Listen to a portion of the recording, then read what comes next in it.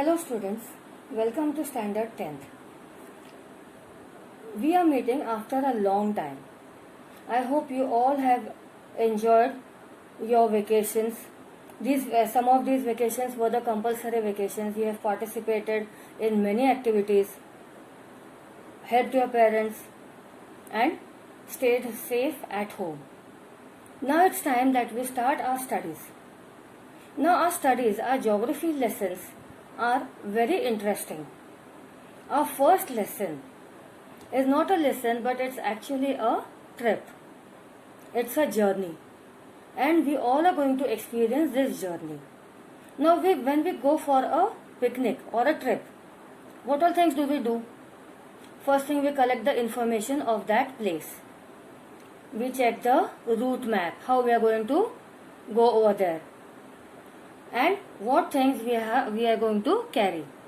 So when we go for a field visit for a trip, so we carry mainly some basic things like the water bottles, our tiffins, caps, then the road map, a compass, a magnetic compass that shows the directions, because at some places where there is no internet connection, the Google Maps also fail.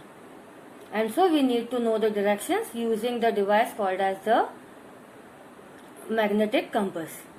So all these things we have to carry along with us. Now let us start with our field visit. I am going to take you for a virtual trip. Now this trip starts from Nal Durga and ends at Alibag.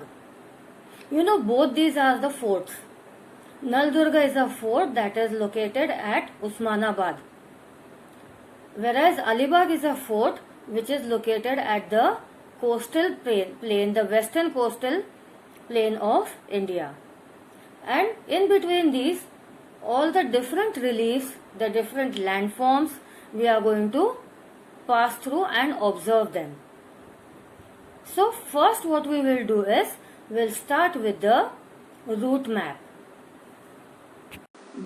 Start from Usmanabad heading towards Solapur. This is the fort Naladurg to the southeast of Usmanabad. Now we have started our journey and we are crossing the Balghat ranges. These Balghat ranges are the offshoots of Sahyadris.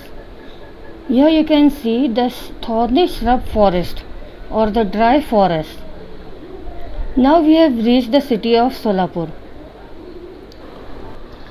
Check the cultivations here. These are mainly the sugarcane fields. This is a result of the irrigation facilities here. Now we start from Solapur towards Pune. This road is mainly built through the Sahyadri mountain ranges, which are a result of the volcanic eruption. As a result, we find here mainly the basalt rock. This is the fort Sinhagad that we have reached now. From this fort, we start heading down towards Mumbai. We are using the Mumbai-Pune expressway. This expressway is really a very beautiful road that is constructed in the magnificent Sahyadris. The Sahyadri mountain ranges or the Western Ghats are covered with dense evergreen forest.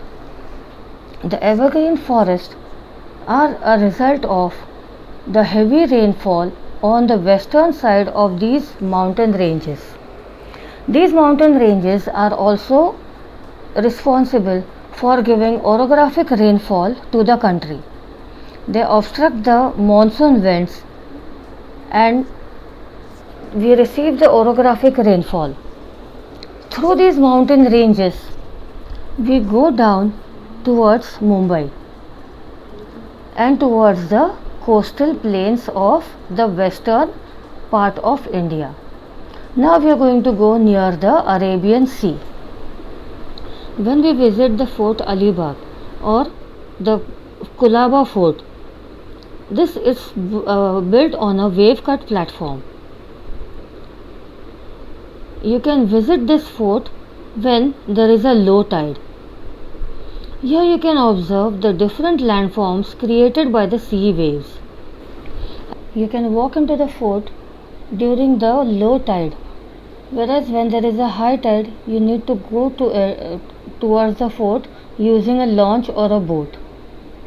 This fort is built on a wave cut platform. And now we go back to Lonavala. So now we are heading towards Lonavala, back to Lonavala. I hope you all have enjoyed our field visit. You have studied various things. You have studied the landforms, the various relief features, and enjoyed the trip, right? So next we are going to meet with the full or whole of India, and we will go to Brazil also.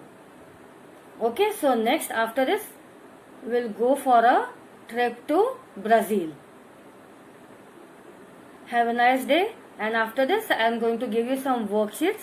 So solve the worksheets.